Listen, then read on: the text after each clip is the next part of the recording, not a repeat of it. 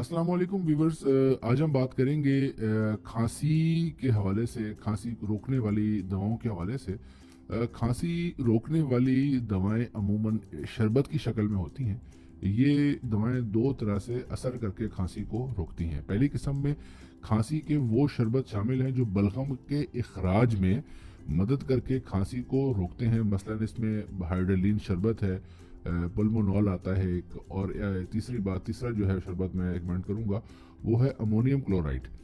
उसके अलावा जो दूसरी किस्म के शरबत हैं वो खांसी को रोकने के लिए इस्तेमाल किए जाते हैं। मसलन फाल्कोडाइन है इसमें एक सिरप, और एक और आता है एक्टिफाइड डीएम। ये दो सिरप हैं। इन सबके कुछ साइड इफ़ेक्ट्स भी हैं, जिसमें गनुदगी है या बेख्वाबी, इसके अलावा मतलब नींद ना आना, एसाबी निज़ाम में गड़बड़ हो सकती है, सांस लेने में दुश्वारी हो सकती है। उसके अलावा इसमें आपने कुछ 2-3 चीज़ों में एहतियात करनी है कि ये ज़्यादा मकदार में नहीं पीना, और पीने के बाद आपने फ़ौरन कोई गाड़ी या मशीन नहीं चलानी। उसके बाद अलावा ये बच्चों को कोशिश करें कि न दें। और ये 2-3 सूरतें हैं जिसमें आपने ये इस्तेमाल बिल्कुल भी नहीं करनी।